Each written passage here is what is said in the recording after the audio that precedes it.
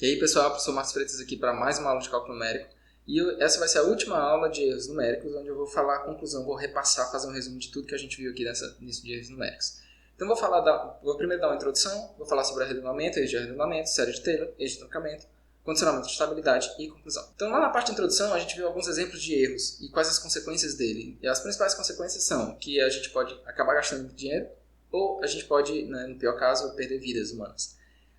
Então, é sempre interessante que a gente não cometa certos tipos de erros. A gente viu justamente esses impactos desses erros que, às vezes, é só um inconveniente. Aconteceu um bug e eu preciso corrigir. Às vezes, esse bug pode dar um prejuízo tanto econômico quanto social grande. Tá certo? E a gente viu que esses erros podem aparecer em diversos pontos na resolução de problema físico. Então, tanto na coleta de dados, quanto no modelo físico, quanto no modelo matemático, quanto na resolução do modelo matemático, quanto na solução do modelo físico. E a gente aqui na nossa disciplina, a gente vai se focar justamente nos erros que acontecem quando eu vou resolver um modelo matemático. E para a gente resolver o modelo matemático, a gente pode ter dois tipos de métodos, que são os métodos analíticos e os métodos numéricos. E lá nos métodos analíticos, a gente vai ter algum erro se a gente fizer algum erro no cálculo. Já nos métodos numéricos, a gente vai ter o que a gente chama de erros numéricos. E os erros numéricos são de dois tipos, os erros de arredondamento ou os erros de truncamento, também chamados de round-off error, para o caso dos erros de arredondamento, ou truncation error, para o caso do erro de truncamento. E os erros de arredondamento acontecem quando eu vou fazer um arredondamento. E o que é um arredondamento? É a aproximação de um número por outro. Em particular, aqui no nosso caso, a gente vai ter um número real que a gente vai aproximar para um número de ponto flutuante, porque o computador usa o número de ponto flutuante. Então, sempre que a gente utilizar o computador, ele vai utilizar o número de ponto flutuante, então fatalmente a gente vai cometer erro de arredondamento. É um erro que a gente não consegue se livrar, é um erro que ele só existe porque a gente está usando o computador. Que ele existe porque a gente está usando o computador, então é inerente ao uso do computador. O erro de truncamento é algo parecido, porém eu vou aproximar uma função por outra. Então tem uma função contínua e eu aproximo por um truncamento de uma série de Taylor. E ele vai aparecer porque eu estou utilizando alguns métodos numéricos, tá? Então eles vão aparecer nos métodos de diferenciação, integração, interpolação e de equações diferenciais ordinárias. Não aparecem em todos os métodos, mas aparecem nesses daí. Então o que é o arredondamento? O arredondamento é a aproximação de um número por outro. Então tem um número real, que a gente vai chamar aqui de valor exato, que pode ser que tenha muitas ou infinitas casas depois da vírgula, e eu vou pegar esse número real e vou aproximar para um número de ponto flutuante, que é o que o computador utiliza. Esse valor a gente vai chamar de valor aproximado, e que tem uma quantidade finita de casas depois da vírgula. E isso é utilizado pelo computador, né, como eu mencionei, com ainda mais um agravante que no computador ele utiliza em sistema binário. Então, apesar de a gente estudar em decimal, né, o computador faz essa conversão para binário. E quando a gente estava falando de arredondamento, a gente viu que as regras para fazer um arredondamento para inteiro e para fazer arredondamento para uma certa casa depois da vírgula são bem parecidas. E a gente vai falar sobre elas daqui a pouco. Tá? E existem diversos tipos de arredondamento. O primeiro tipo de arredondamento que a gente viu foi que eu chamei de arredondamento para o zero, também conhecido como truncamento.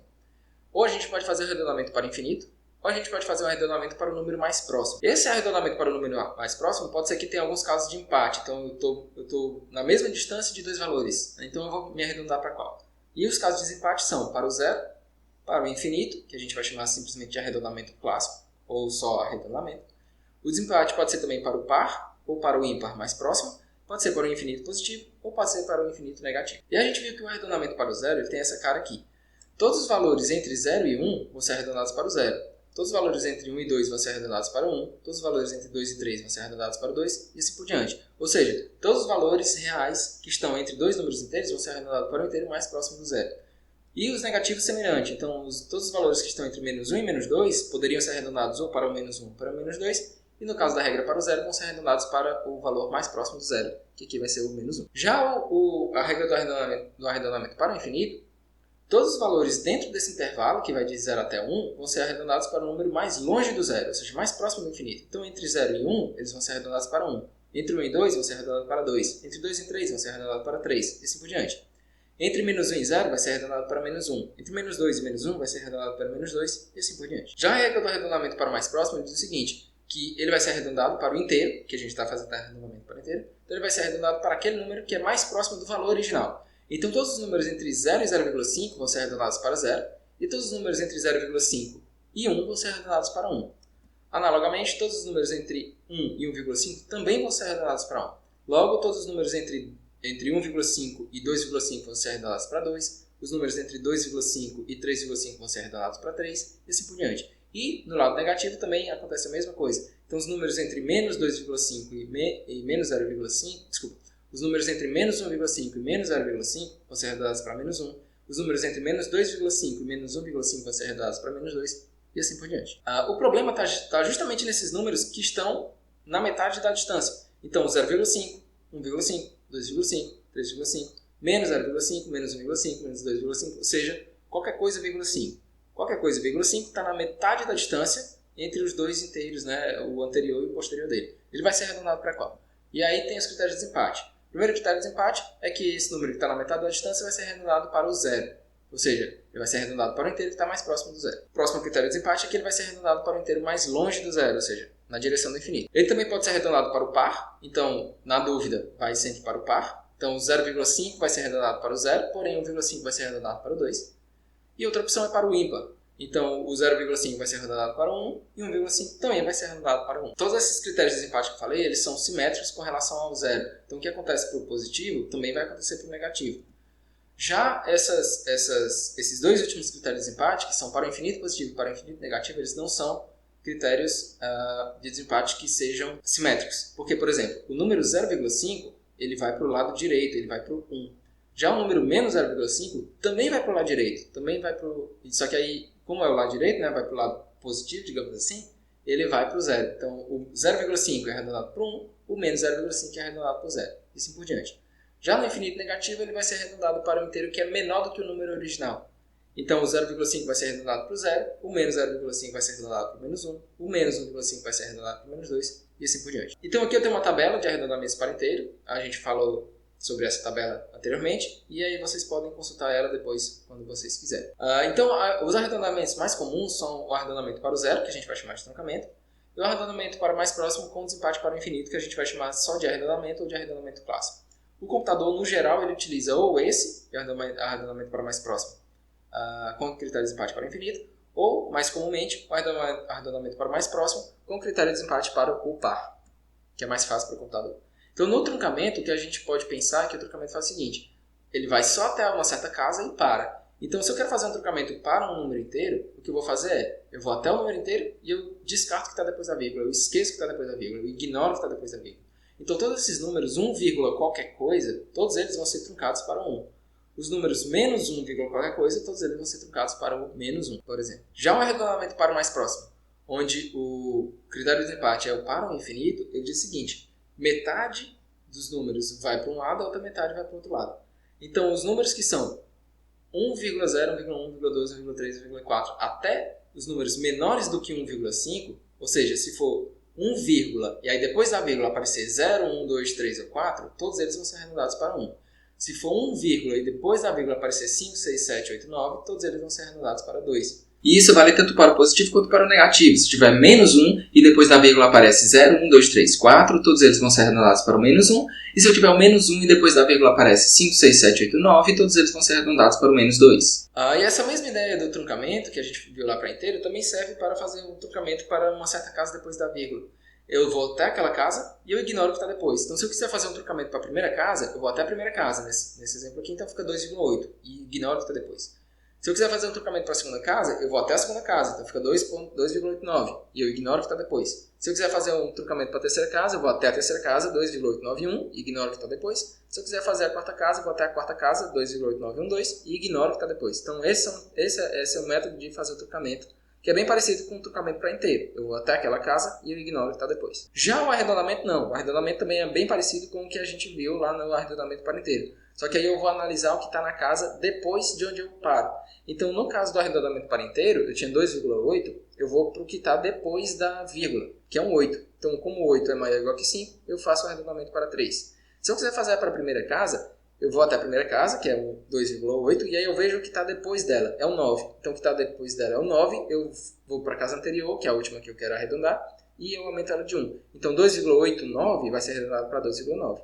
Se eu quiser fazer arredondamento para a terceira casa, para a segunda casa, eu vou olhar a terceira. A terceira casa é 1. Como ela é menor do que 5, eu não faço nada, então fica só 2,89. Se eu quiser fazer um arredondamento para a terceira casa, eu vou até a terceira casa, 2,891, e eu olho a quarta. A quarta é maior ou é menor que 5? Ou é igual a 5? Ela é menor que 5, então eu não faço nada, eu vou 2,891. Já se eu quiser fazer o arredondamento para a quarta casa, eu faço 2,8912 e eu olho a quinta casa. A quinta casa é um 5. Então, como a quinta casa é maior ou igual que 5, eu vou na quarta casa e eu adiciono 1 nela. Então, a quarta casa fica, o arredondamento para a quarta casa fica 2,8913. E aí, novamente, aqui eu tenho uma tabela, onde vocês podem tirar as dúvidas depois, olhar com calma, de arredondamentos para a segunda casa. A gente falou um pouco sobre o sistema de ponto flutuante, onde o sistema de ponto flutuante pode ser representado por f de b, t, mzinho, mzão. E aí, um número em sistema de ponto flutuante ele está sempre escrito em notação científica, mais ou menos D1, D2, mais ou menos D1, D2, D3, D4, dt, até dt, vezes b elevado a xp, onde b é o valor da base, normalmente a gente trabalha ou base 2, no caso dos computadores, ou base 10, para a gente entender o que está acontecendo. T, aquele T, é a quantidade de dígitos ou a quantidade de casas da mantissa, então essa parte que está antes da multiplicação é chamada de mantissa.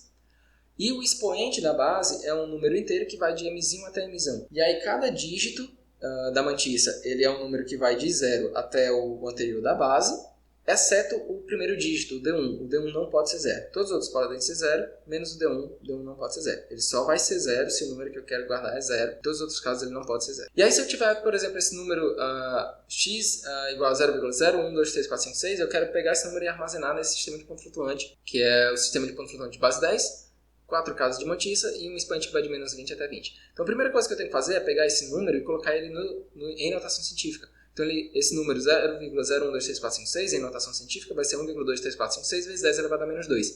E aí quando eu faço trocamento, a mesma regra de trocamento. Se eu quero fazer trocamento, se eu só posso ter 4 casas, então eu vou até a terceira casa depois da vírgula. Então 1, 2, 3, 4, 1,234 e eu ignoro o que está depois, né? Que é o 5, 6. Já o arredondamento não, eu faço 1,234 e eu olho quem é a próxima casa. A próxima casa é um 5, então eu vou para a casa anterior e eu aumento de 1. Então esse número vai ser arredondado para 1,235 vezes 10 a menos 2.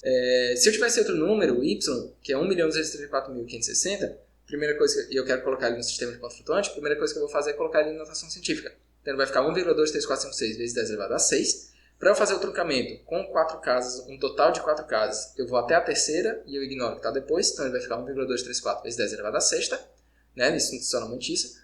E para fazer o arredondamento, eu pego as 4 primeiras casas, 1,234, e aí eu vejo a quinta casa. A quinta casa é um 5, então eu vou para a quarta casa e aumento ela de 1. Então vai ficar 1,235 vezes 10 elevado a 6. E aí com isso a gente pode calcular o erro de arredondamento, onde o erro de arredondamento vai ser calculado como...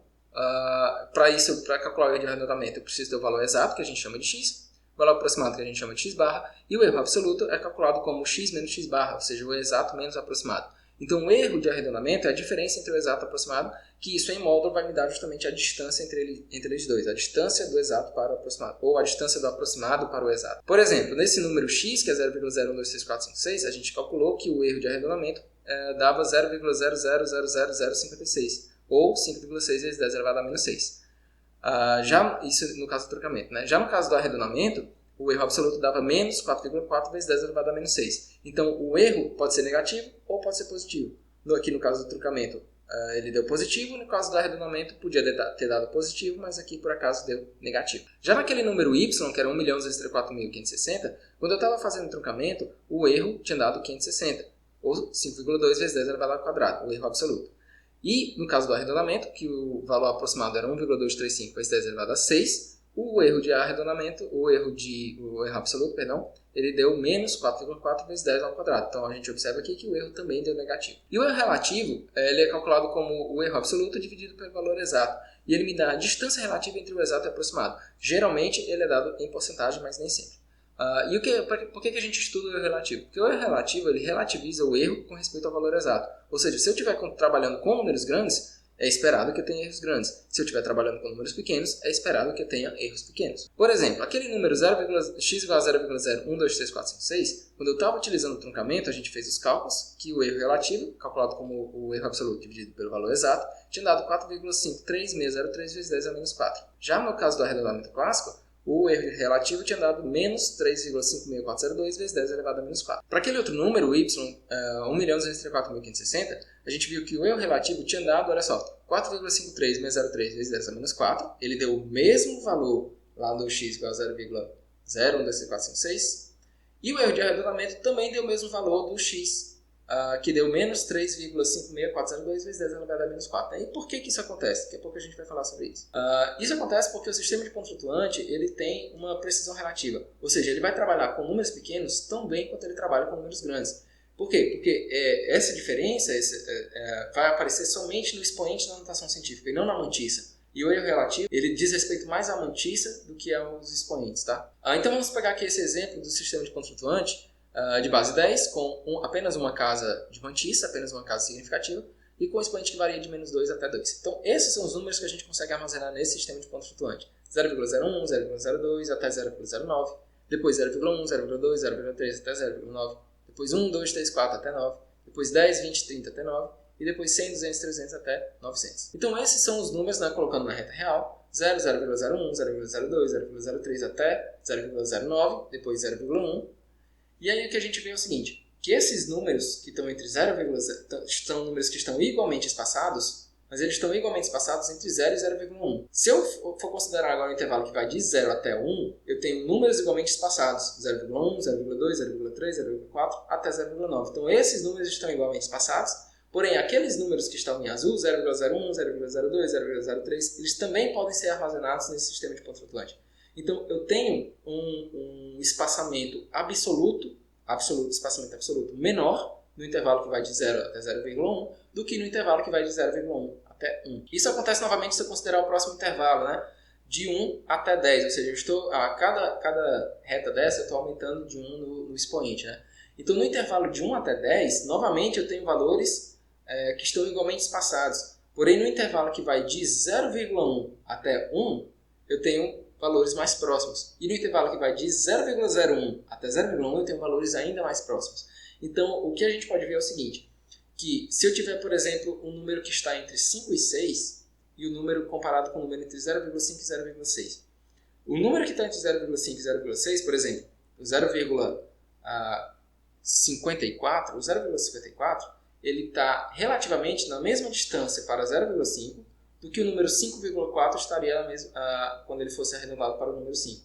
Então, essa distância relativa ela é bem evidente no sistema de ponto flutuante. Vamos pegar aqui um outro exemplo. Se eu conseguir se eu aumentar mais um valor de 1 no expoente, eu vou agora para o próximo intervalo, que é o intervalo que vai de 10 até 100. No intervalo de 10 até 100, eu tenho valores igualmente espaçados, mais no intervalo que vai de 10 até 100. E o próximo, que é o intervalo que vai de 100 até 900, eu tenho valores que são igualmente espaçados, mas observe o seguinte, digamos que eu queira guardar o número 650. O número 650 pode ser que ele seja arredondado para 600. Então tem um erro absoluto de 50, mas eu tenho um erro relativo que é metade da distância que vai de 600 até 700. Já se eu tiver o número 6,5, o erro absoluto é só 0,5. Porém, ele continua sendo metade da distância que vai de 6 até 7. E aí é por isso que o sistema de ponto flutuante dá mais foco, dá mais importância ao erro relativo. Justamente por conta dessa ideia de que eu tenho intervalos diferentes, mas relativamente eles são iguais. Tá? E se eu quiser melhorar a minha aproximação, o que eu tenho que fazer? O que eu posso fazer? Aumentar a quantidade de casas da mantissa. Quando eu aumento essa quantidade de casas, eu tenho uma melhor representação dos números dentro de cada um desses intervalos. Então vamos pegar aí esse número, vamos voltar para aquele número 0,012345 que se eu estiver utilizando o truncamento, ele vai ser arredondado para o número que está antes dele, mas se eu estiver utilizando o arredondamento clássico, ele pode ser arredondado para o número que está depois dele. E aí cada um tem um erro diferente. Então, no caso do truncamento, ele deu um erro de 0,0000056, e no caso do erro de arredondamento do erro absoluto para o arredondamento clássico, ele deu menos 0,0000044. Ou seja, se eu tiver um número qualquer x, ele pode ser arredondado para um certo x barra que está antes dele, ou ele pode ser arredondado para um certo x barra que está depois dele. Só que existem infinitos números reais. E existem infinitos números reais que são arredondados para uma única aproximação. Então aquele x barra que estava à esquerda, todos os números infinitos dele, toda a quantidade infinita de números que estava dele até o próximo número de ponto flutuante, todos eles vão ser arredondados para aquele número que está à esquerda se eu estiver utilizando o truncamento. E aí cada um deles, cada valor exato diferente, vai ter um erro diferente. Então como é que eu vou saber se erro absoluto ou erro relativo? Principalmente se eu não conheço o valor exato, se eu só conheço o valor aproximado. Porque se a gente está trabalhando com o computador só consegue guardar os valores aproximados, ele não consegue guardar os valores exatos. Então se eu não sei quem é o valor exato, Como é que eu vou saber qual é o erro? Eu só sei o valor aproximado. Até porque, se eu soubesse quem era o valor exato, não seria necessário guardar uma aproximação, né? Então, na grande maioria dos casos, eu só sei o aproximado, eu não sei quem é o exato. Então, como é que eu vou saber o erro absoluto? Como é que eu vou saber o erro relativo se eu não sei quem é o valor exato? Só sei o aproximado. E a resposta para isso é que a gente não precisa saber de fato o valor do erro absoluto. A gente só precisa descobrir um limite superior para o módulo do erro. Então, se o meu erro absoluto é calculado como x menos x barra, a gente tem 3 possibilidades. Então, a primeira possibilidade é o erro é positivo. Se o erro é positivo, isso quer dizer que o x ele foi arredondado para um número menor do que ele. Se o erro absoluto for negativo, isso quer dizer o quê? Isso quer dizer que o x foi arredondado para um número maior do que ele. E se o erro absoluto for zero, o x foi armazenado sem erro. O x é igual a x barra. Mas aí o que a gente observa é que, se a gente colocar em módulo, o módulo do erro absoluto vai dar a distância entre o valor exato e o valor aproximado. E aí o que a gente quer fazer é, eu pego aquele número, eu tento pegar aquele número que dê o maior erro possível. Porque se eu conseguir pegar esse número que tem o maior erro possível, e eu conseguir garantir que esse número que tem o maior erro possível, ainda assim ele seja pequeno, se o maior erro possível, se o pior caso for pequeno, isso quer dizer que todos os erros absolutos também são pequenos. E é isso que a gente vai tentar fazer. E a gente vai tentar fazer isso justamente procurando quem é esse limite superior para o módulo do erro. Então, se eu conseguir descobrir esse limite superior para o módulo do erro, eu conseguir garantir que esse limite superior é menor ou igual a uma certa tolerância, ou seja, é bem pequenininho, isso quer dizer que o meu erro vai ser bem pequenininho, qualquer que seja o valor de x, ou seja, isso quer dizer que o x vai ser bem próximo do x barra, que o aproximado vai ser bem próximo do exato. E se o aproximado é bem próximo do exato, eu posso pegar isso e jogar lá para o erro relativo. Então, se eu conseguir descobrir esse L, que é o limite superior para o erro absoluto, eu também consigo descobrir o limite superior para o erro relativo, já que o erro relativo a gente poderia calcular como esse limite superior dividido pelo valor do módulo do x barra, né? Considerando que o x barra é bem próximo do x, que o aproximado é bem perto do exato. E aí, para fazer isso, a gente utilizou os valores em notação científica, né? A gente viu que o x barra era uma mantissa vezes um 10 elevado a expoente, e a gente viu que o erro absoluto também podia ser escrito como uma certa mantissa vezes 10 elevado a expoente menos t, onde esse é o mesmo expoente e o t é a quantidade de casas da mantissa.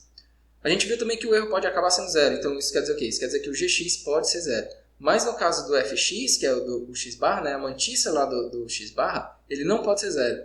A mantissa do x barra vai ser sempre entre 1 e 10. Vai ser maior ou igual que 1 e vai ser também menor que 10.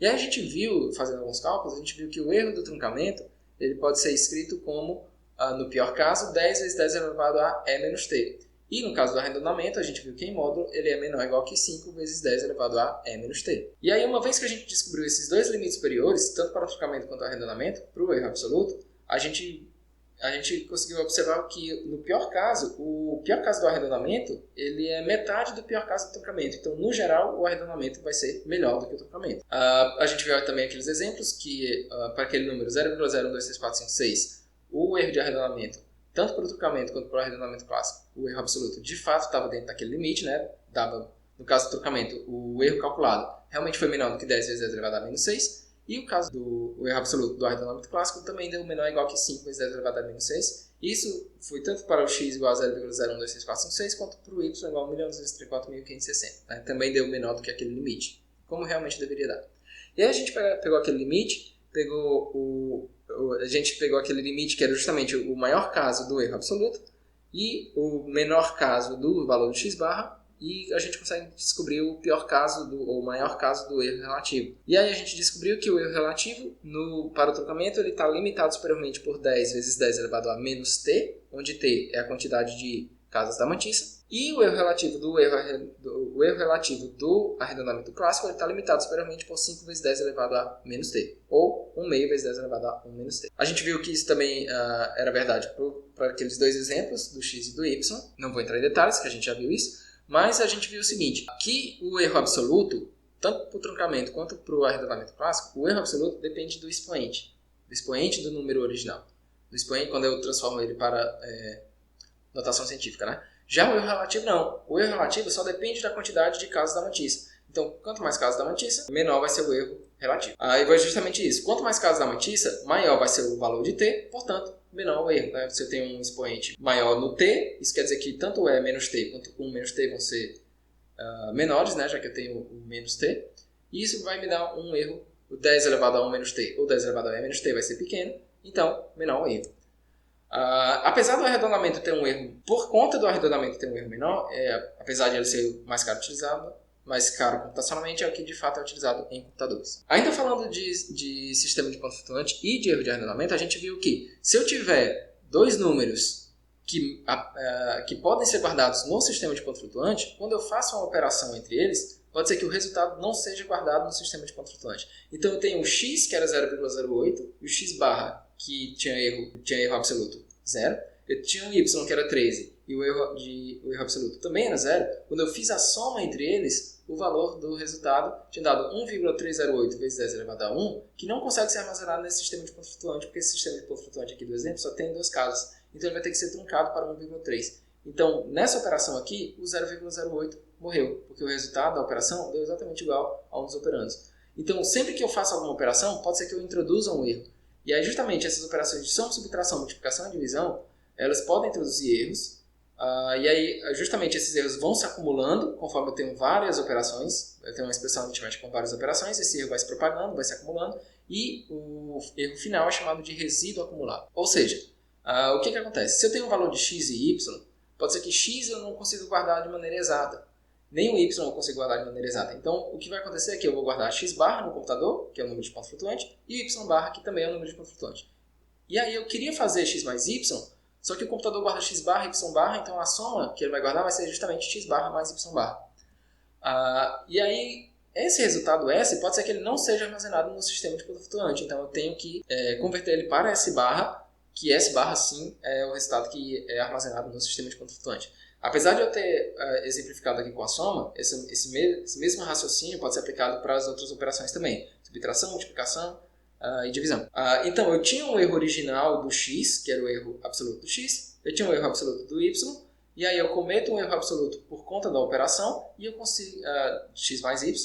E eu cometo um erro absoluto também porque eu converti S para S barra. Então, quanto é o resíduo acumulado total? O resíduo acumulado é a soma dos erros. Então, eu tenho o erro absoluto da soma e o erro absoluto do S. A soma desses dois é justamente o resíduo acumulado da soma. E a gente viu justamente as fórmulas para calcular o erro absoluto da soma, da subtração, da multiplicação e da divisão.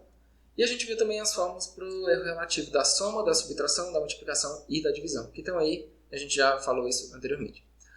E o resíduo acumulado vai ser sempre o erro da operação somado com o erro da conversão do resultado para o sistema de ponto flutuante. Então, isso vale tanto para o erro absoluto quanto para o erro relativo. A gente falou sobre como aplicar o conhecimento desses erros na prática. Então, se eu tenho um computador, eu estou programando e o que acontece, né, como é que eu programo levando em consideração que podem acontecer esses erros absolutos, esses erros de arredondamento. Então, a primeira coisa que a gente viu foi que a gente não deve comparar um número diretamente com zero. Eu não comparo se x é igual a zero. Eu quero comparar se x é aproximadamente igual a zero. E para eu fazer isso, o que eu faço? Eu escolho uma tolerância, que vai ser um número bem pequeno, por exemplo, 2 a menos 10, 2 a menos 20, 2 a menos 30, e eu calculo se, em módulo, aquele valor de x é menor ou igual que essa tolerância. Se isso acontecer, isso quer dizer que a gente pode considerar como se o número fosse igual a zero, vai ser bem próximo de zero. Analogamente, se eu quero comparar um número com outro, eu tenho x, eu quero saber se ele é perto de y, se ele está perto de y, o que eu faço? Eu calculo a diferença entre eles e eu coloco o módulo dessa diferença. Ou seja, se o módulo da diferença entre dois números, ou seja, se a distância entre dois números for menor ou igual que uma tolerância, ou for próxima de zero, a gente pode considerar como se esses dois números fossem iguais.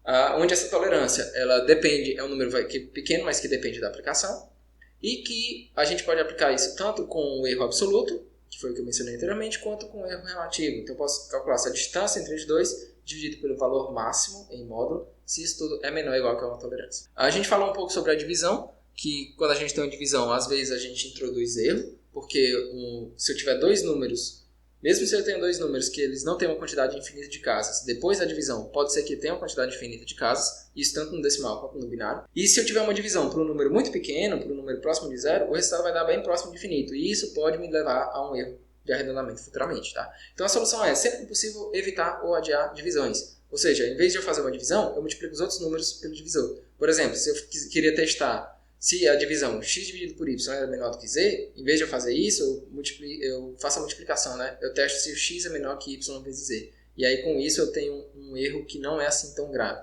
A gente também viu que a ordem das operações no computador altera o resultado, por exemplo, do somatório. Se eu quiser somar vários elementos, dependendo da ordem que eu somo, pode ser que o maior elemento saia matando todos os elementos pequenos. Então, a ideia é, sempre que eu for fazer um somatório, eu faço o somatório do menor para o maior. Ou seja, eu primeiro vou acumulando aqueles números menores, acumulando, até que eles crescem, e aí sim eu passo a somar com o maior. Observação menor em módulo, né? Os mais próximos de zero até os mais longe de zero.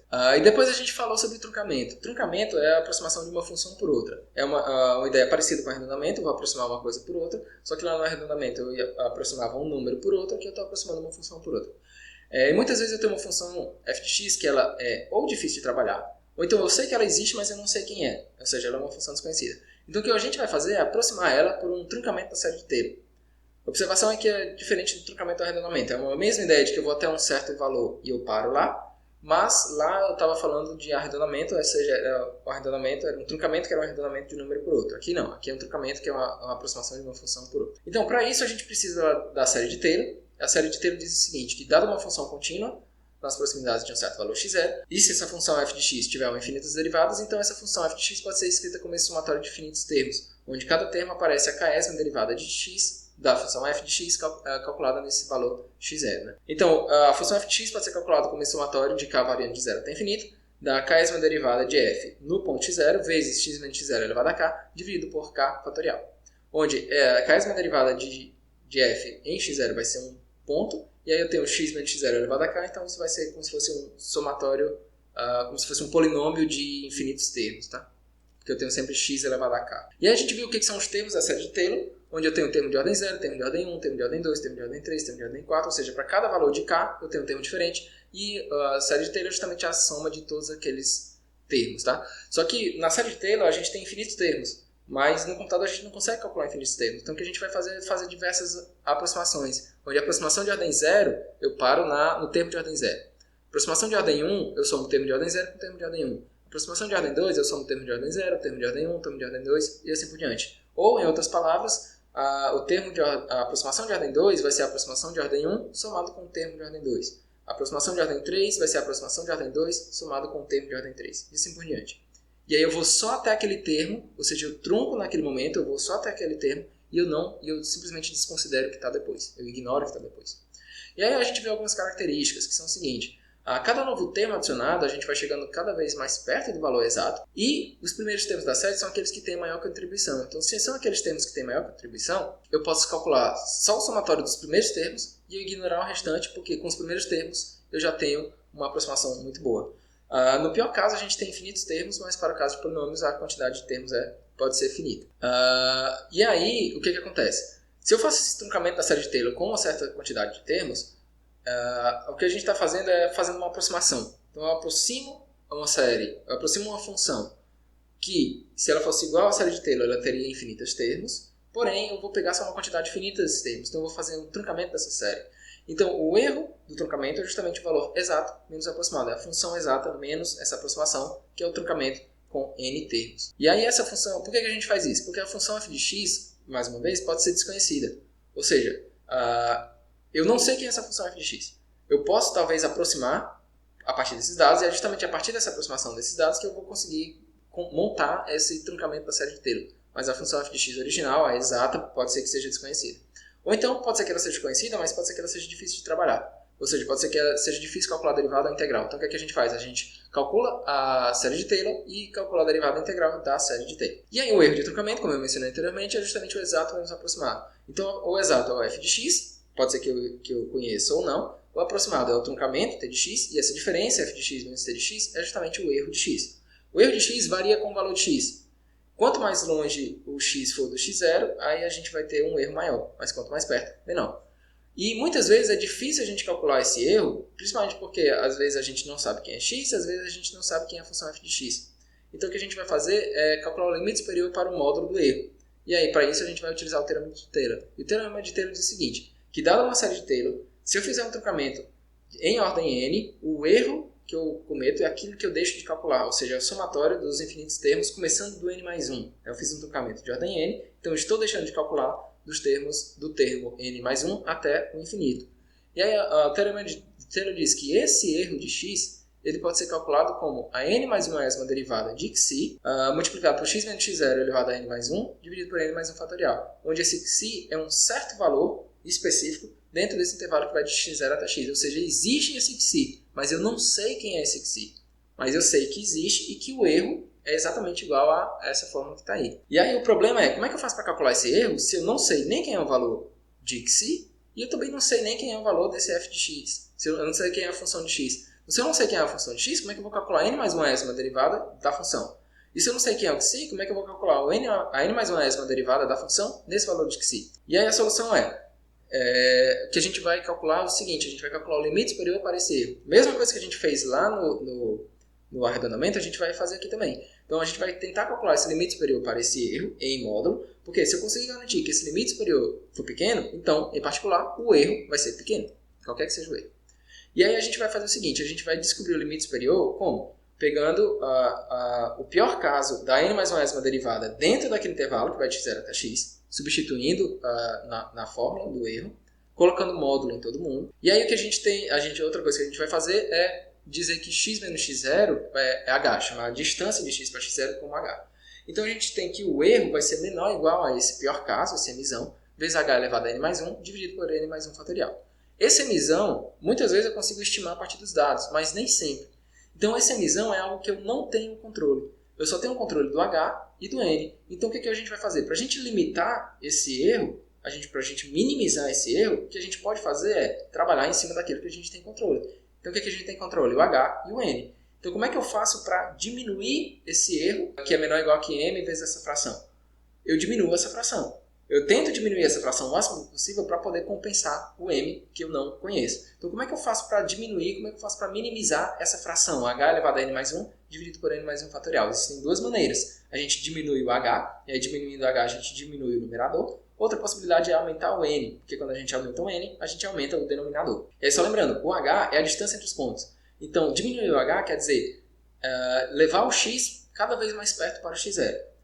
E o n é a quantidade de termos, é a ordem da minha aproximação. Então, ele diz a quantidade de termos que eu vou utilizar. Então, se eu aumentar o n, eu estou utilizando mais termos na série de Taylor. Então, quanto mais termos da série de Taylor eu utilizar, menor vai ser esse erro. E aí a gente diz que esse módulo ele vai ser proporcional a h elevado a n mais 1. Ou seja, na verdade, de outra maneira, a gente pode dizer que ele é da ordem de. Então, o módulo do erro ele é da ordem de h elevado a n mais 1. Como a gente está interessado em diminuir o h, quanto maior o expoente, n mais 1, menor o erro, portanto, melhor a nossa aproximação. E aí a gente fez um certo estudo onde a gente viu o seguinte. Se eu tenho um certo valor de h e eu tenho um erro, se eu estiver utilizando um truncamento de ordem 0, o meu erro vai ser da ordem de h. Se eu estiver utilizando um truncamento de ordem 1, meu erro vai ser da ordem de h ao quadrado. Se eu estiver utilizando um truncamento de ordem 2, meu erro vai ser da ordem de h ao cubo. Porém, se eu pegar esse h e diminuir ele, ou seja, eu dividir ele por 2, com n igual a 0, o meu erro divide por 2, com n igual a 1, meu erro divide por 4, com n igual a 2, meu erro divide por 8. E se eu dividir mais uma vez, ou seja, o h agora vai ser h dividido por 4, quando eu tinha lá n igual a 0, somente a aproximação de ordem 0, o meu erro também dividia por 4.